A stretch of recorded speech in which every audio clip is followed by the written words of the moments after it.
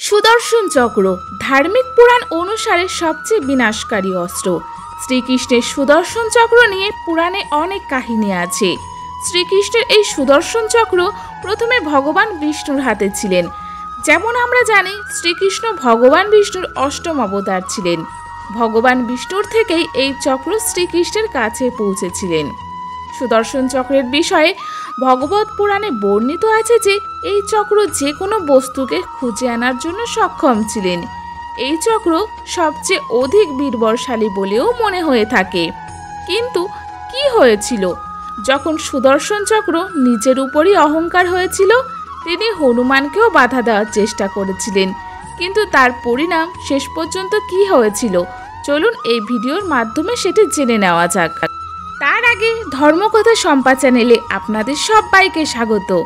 যারা যারা এখনও চ্যানেলটি সাবস্ক্রাইব করেননি তারা চ্যানেলটি সাবস্ক্রাইব করে পাশে থাকা বেল আইকনটিতে ক্লিক করুন, যাতে আমাদের ভিডিও সবার আগে আপনাদের কাছে পৌঁছে যায়।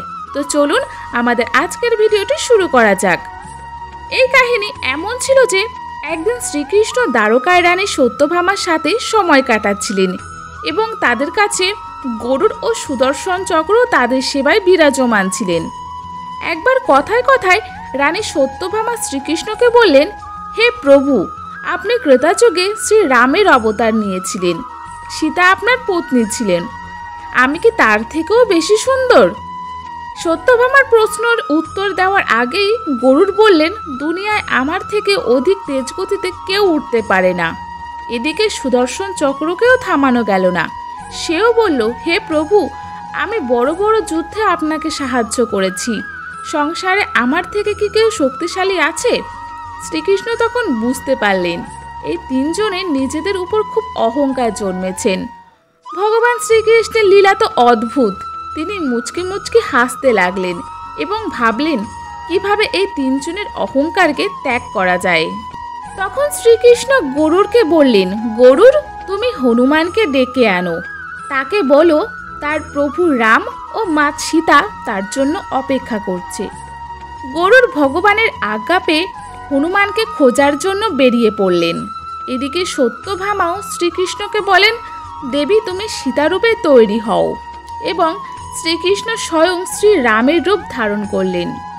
শ্রীকৃষ্ণ সুদর্শন চক্রকে আজ্ঞা দিলেন, তুমি মহলের বাইরে প্রবেশদ্বার হিসাবে দাঁড়িয়ে থাকো। আর মনে রেখো, আমার আজ্ঞা ছাড়া কেউ যেন এই মহলের ভেতর প্রবেশ করতে না পারে। সুদর্শন চক্র ভগবানের আজ্ঞা পেয়ে মহলের বাইরে প্রবেশদ্বার হিসাবেই দাঁড়িয়ে রইলেন। গরুড় হনুমানের কাছে গিয়ে বললেন, হে হনুমান, আপনাকে দ্বারকায় প্রবেশ করবার জন্য বলা হয়েছে। সেখানে শ্রীরাম ও মা সীতা আপনাকে ডাকছেন। আমার সাথে সেখানে চলুন। আমি আপনাকে আমার পিঠের উপর বসিয়ে শীঘ্রই সেখানে নিয়ে যাব। হনুমান গরুড়কে বলেন, আপনি যেতে থাকুন, আমি আসছি। গরুড় ভাবতে থাকেন, হনুমান আমার আগে কিভাবে পৌঁছাবে। হনুমান বলায় গরুড় আবার দ্বারকার দিকে উঠতে থাকে।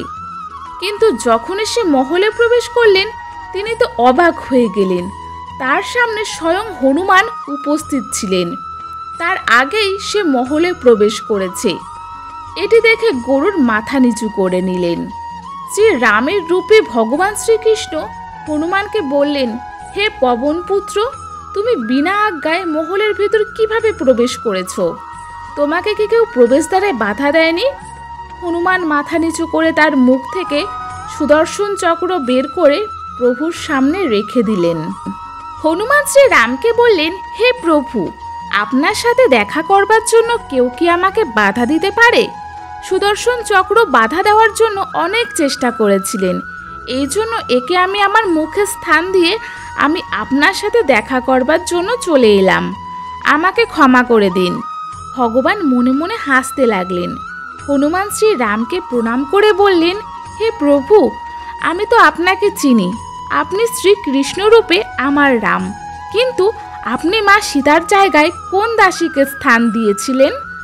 কে আপনার সাথে সিংহাসনে উপস্থিত আছে? একথা শোনা মাত্র সত্যভামার অহংকারও চূর্ণ হয়ে গেল। রানী সত্যভামা, সুদর্শন চক্র ও গরুড় এই তিনজনের অহংকার ভেঙে চূর্ণ বিচূর্ণ হয়ে গেল। তারা ভগবানের লীলা বুঝতে পারলেন।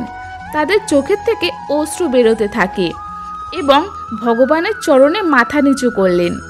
ভগবান তার ভক্তদের অহংকার হনুমানের সহায়তায় চূর্ণ বিচূর্ণ করে দিলেন। এক অদ্ভুত লীলা প্রভুর। শুধু এটিই নয়, হনুমান আর অনেকের অহংকার খণ্ডন করেছেন। দুনিয়াতে কারোর নিজের উপর অহংকার করতে নেই। যে কেউ আমাদের থেকে বলশালী ও আরও অনেক ভালো হতে পারে। তো বন্ধুরা, আমাদের আজকের ভিডিওটি আপনাদের কেমন লাগলো? ভিডিওটি ভালো লাগলে ভিডিওটিতে একটি লাইক, কমেন্ট ও শেয়ার করতে ভুলবেন না। সবাই ভালো থাকবেন, সুস্থ থাকবেন।